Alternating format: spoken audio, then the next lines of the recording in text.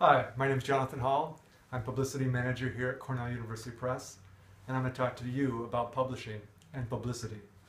So today I'm working on a book, Nationalist Passions, by Stuart Kaufman. He's a professor at the University of Delaware. So a lot of our books are monographs. A lot of our books are going to be reviewed only in journals. I'm working on a list of journals to send it out to. Stuart provided us with the leading journals, and then we flesh it out. And we get a lot of the book. Publicity is about getting the book out to the right people, getting it in the right hands. And so my job is to find those people and get the book into their hands. In this case, we're looking mostly at political science journals and specialists in the field. And the long and short of it is that this book probably it's very unlikely that this book is ever going to be in the New York Times or the New York Review of Books. It's just not going to happen. The biggest it might get in is a Military Review. They requested a copy. So a lot of our books are just going to be reviewed in journals, and the standard journal reviews books sometimes, if they're on their game, a year after publication, many times 2 to 3 years after the fact. I have an article, well, I'll get to that in a little bit about the future. But we also have books that actually break out of that mold. One of the biggest ones we had when I first started here was my freshman year. Front page USA Today coverage. Doesn't get any better than that. But we also got the New York Times. We also got the Wall Street Journal. We also got the Village Voice, Associated Press, Salon.com, you name it. This book was a hot seller. We sold tens of thousands of copies, which is huge for us. And then we sold the rights to Penguin.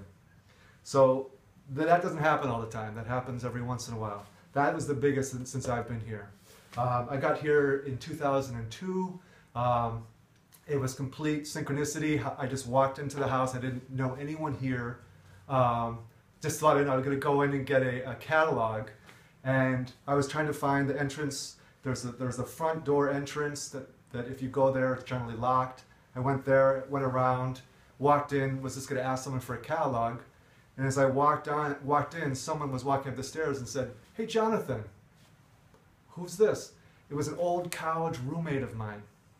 I was her RA, and then lived with her in a group house after college. I totally lost touch with her, didn't know where she was, and I thought, hey, here's an opportunity. Here's someone I know. Here's someone that can vouch for me, and if I apply for a job and be a good recommendation, and I worked my way into the press. But I did have publicity experience before that.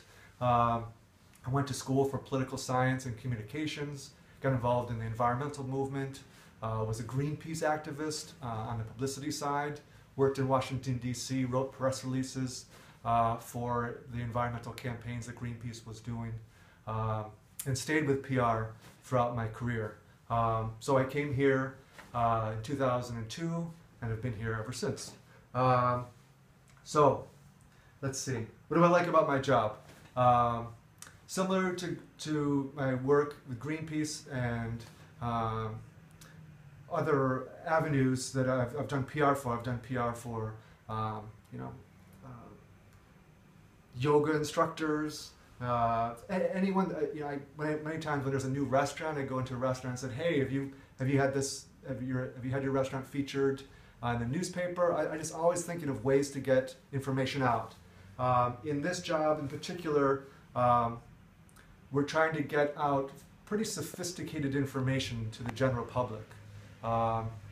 So this is scholarly books for scholars, but some books do break out, and for me, what I enjoy about the job is taking what can be complex information and presenting it in a nutshell, in a very concentrated form, and getting it out into the public discourse.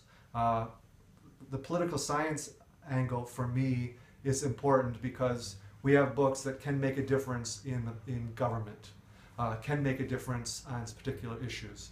One of our biggest sellers in the past few years was about restaurant workers and how they're underpaid, underappreciated, and they're being taken advantage of. And this is part of the living wage movement. So I feel that the books that make a difference, we have books that if only people knew about them would really make a difference. So that's what's really important for me, is that I'm promoting ideas that do make a difference. They're not just in the ivory tower, but they're actually on the ground, making a difference in people's lives. The future of publishing. We're talking about specifically scholarly publishing.